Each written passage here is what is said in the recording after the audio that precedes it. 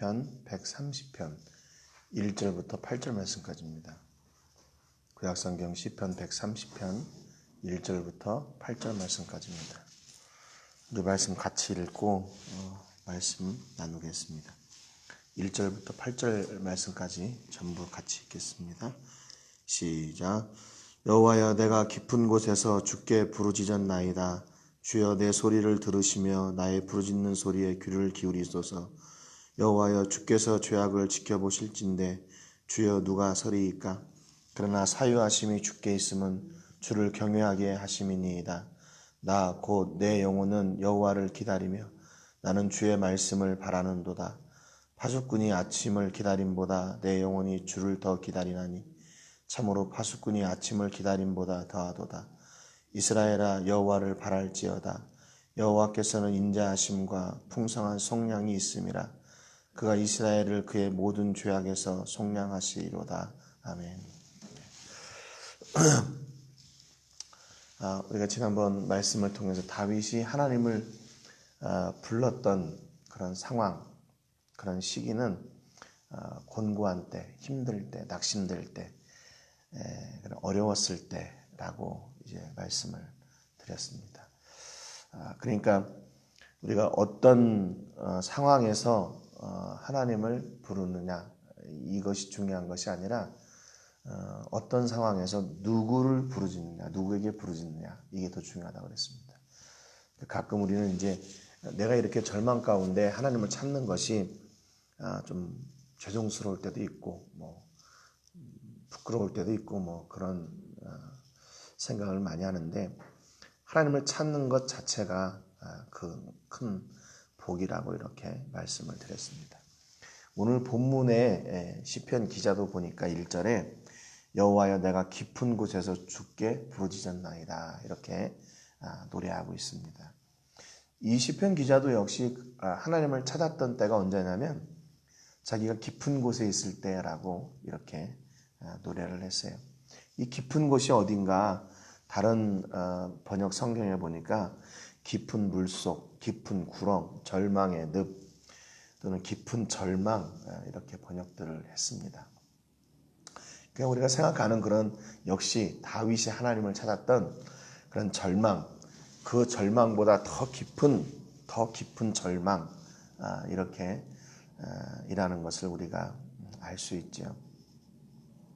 그러니까 앞서도 말씀드렸지만 우리가 어디에서 부르짖느냐, 그것이 중요한 것이 아니라 누구를 찾느냐, 누구에게 부르짖느냐라고 하는 것이 더 중요하다는 것을 우리가 알 수 있고, 절망 중에 하나님을 찾는 것이 복이고 절망을 이기는 지름길이라는 것을 오늘 말씀을 통해서도 우리에게 보여주고 있습니다.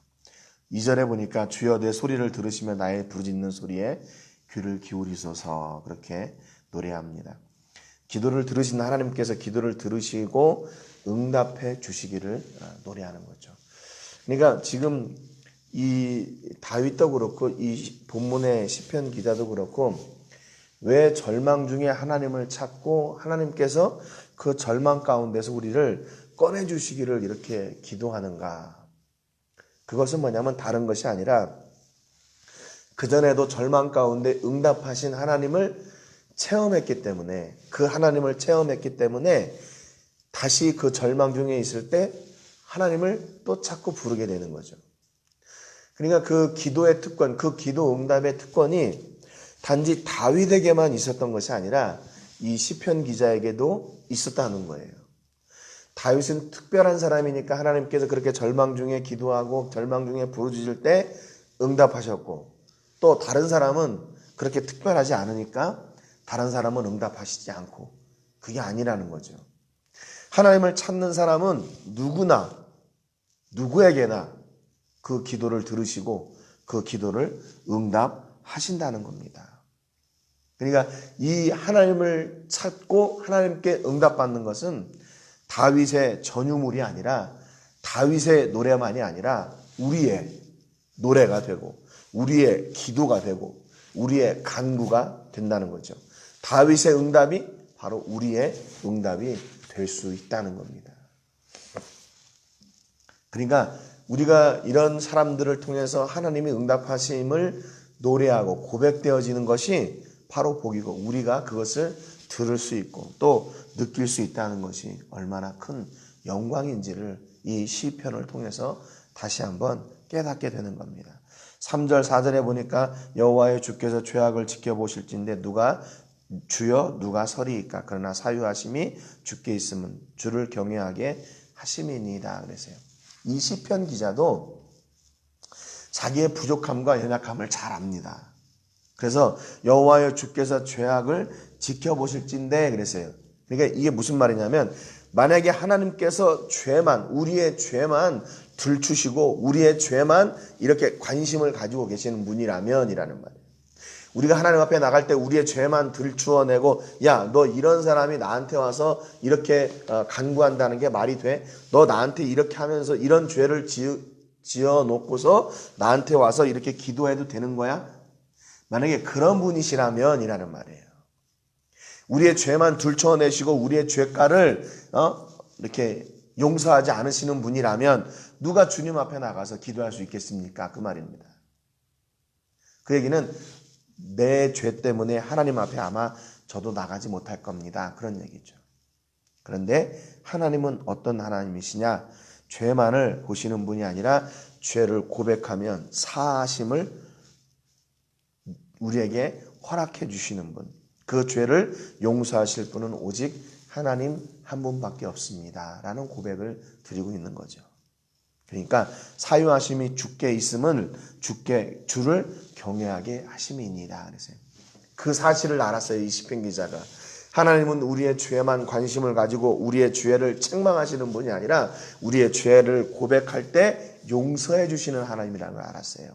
그러니까 그가 절망 가운데 있을 때에도 용서하시는 하나님 앞에 어떻게 나갈 수 있을까요? 기쁨으로 나갈 수 있죠. 이 절망도 내 이 죄도 다 용서해 주시는 그 하나님. 그러니까 이 시편 기자는 하나님의 공의로우심과 그 하나님의 사랑을 잘 알고 있었어요. 공의로우심은 뭡니까? 우리의 죄가 하나님 앞에 나가면 드러난다는 거예요. 그런데 하나님의 사랑은 뭐예요? 그런 죄를 용서해 주시는 분이다. 그리고 우리가 기도할 때 응답하시는 하나님이시라는 걸 알게 됐습니다. 그러니까 하나님의 모든 면을 다한 거죠. 여러분 만약에 하나님이 우리의 죄만 드러내시는 공의의 하나님이시라 그러면 그 죄를 가지고 나갈 수 있겠어요? 그 죄를 용서해 주시는 사랑의 하나님이라는 걸 아니까 나갈 수 있는 거죠. 그러니까 이 시편 기자처럼 하나님을 바로 아니까 하나님 앞에 나가서 이렇게 그 절망 중에도 자기의 그런 허물이 있음에도 나가서 기도하고 응답받을 수가 있는 겁니다. 여러분 사람이 완전할 수가 있나요? 완전할 수가 없죠. 늘 부족하고 늘 부족한 게 사람인 것 같아요. 신앙생활을 하면 할수록 더 드러나는 것도 우리의 허물이 또 우리의 불완전함이 드러나게 되는 거죠. 여러분 그렇다면 어떻게 해야 됩니까? 우리의 불완전함 때문에 낙심하고 또 절망하고 포기해야 됩니까? 그것을 아시는 하나님께 나가서 그것을 채워주시기를 기도해요. 그렇기 때문에 우리의 부족함이 드러나면 드러날수록 어떻게 해야 되냐면요. 기도의 시간이 더 많아져야 돼요. 그 기도의 시간은 하나님 앞에 나가서 우리의 부족한 것들을 다 고백하는 시간이에요.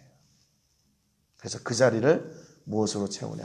하나님의 은혜로 채우는 거죠. 계속 채워나가는 겁니다.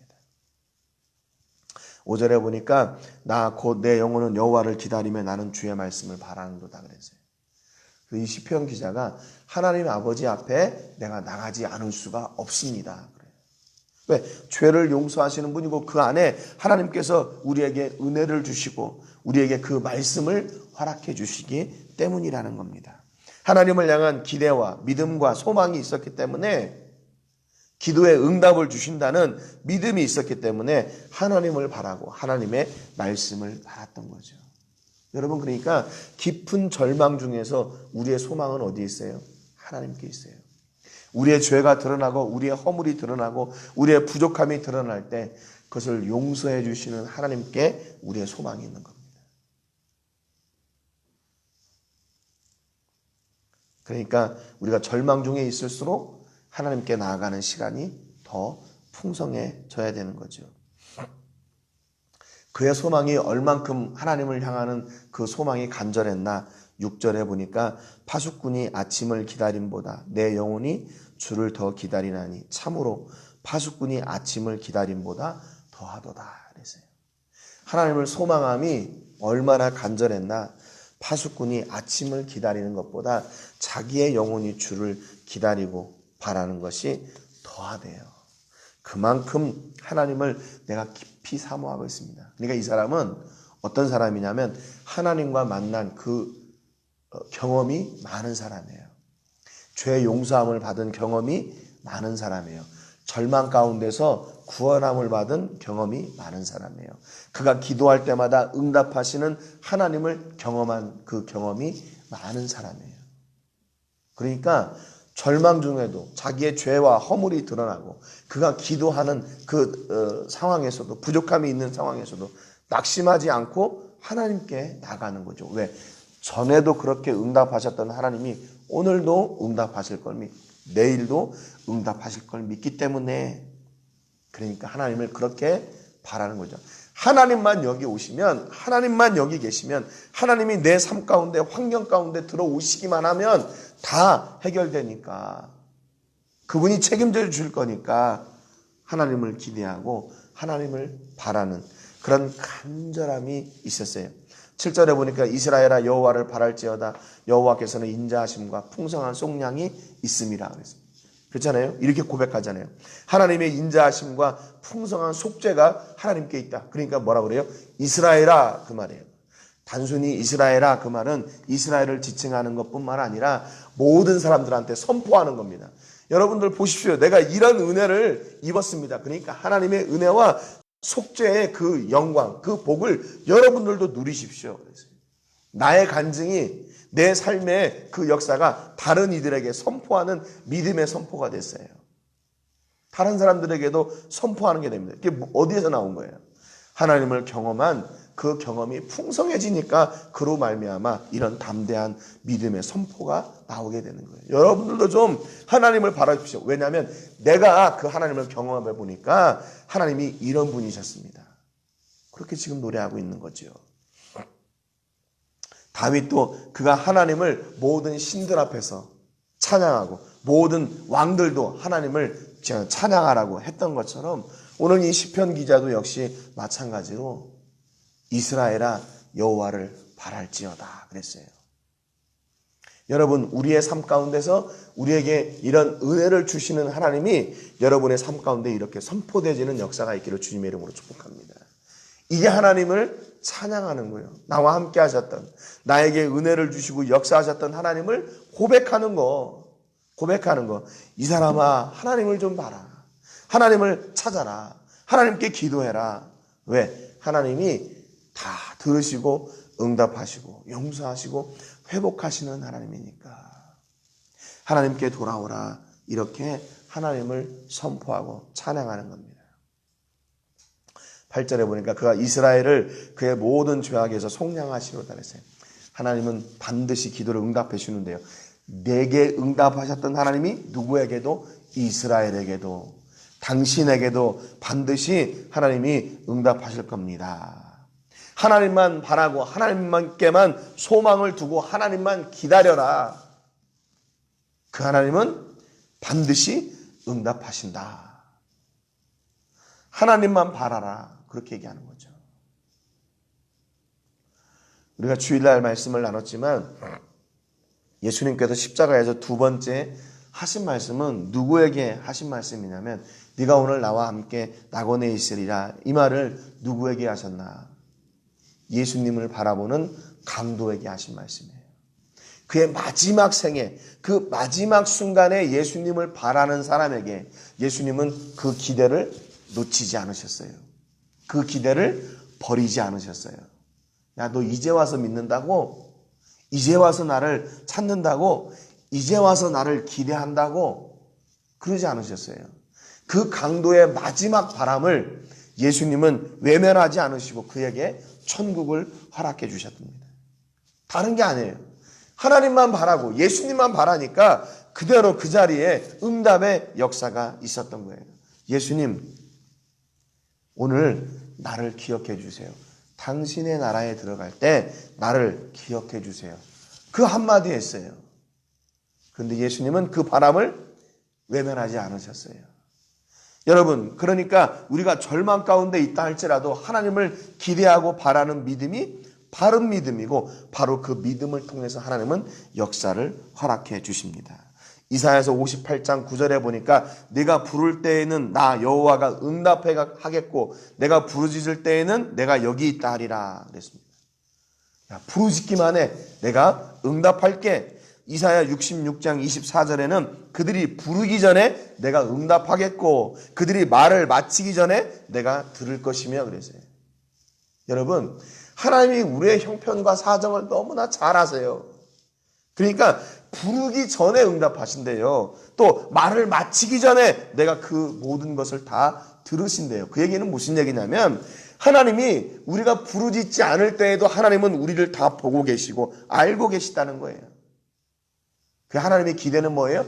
그 절망 가운데서 나를 불러라. 그걸 지금 기다리고 계시는 거예요.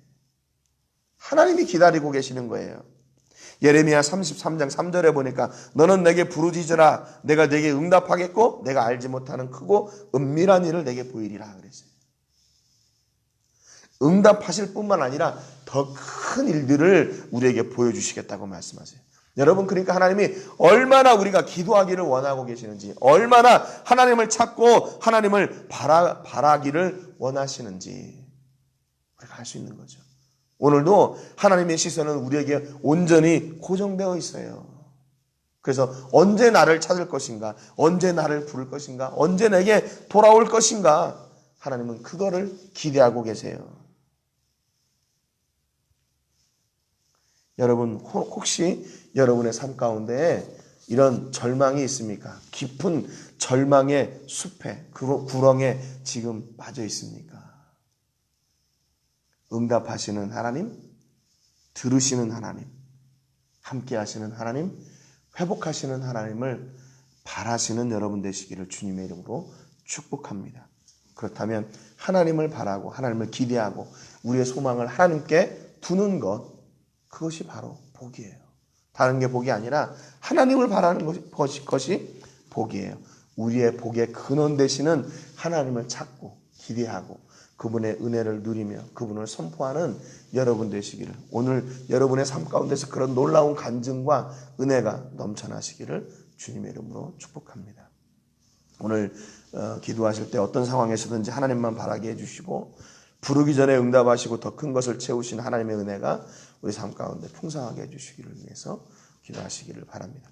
코로나19를 위해서도 속히 전 세계가 속히 회복될 수 있도록 위해서 기도해 주시고, 또 이런 가운데 교회가 온전한 교회의 모습으로 세워질 수 있도록 한국교회와 우리 교회 모든 성도들을 위해서 기도해 주시기 바랍니다. 제가 먼저 기도하고 같이 기도하겠습니다. 하나님 아버지, 감사드립니다.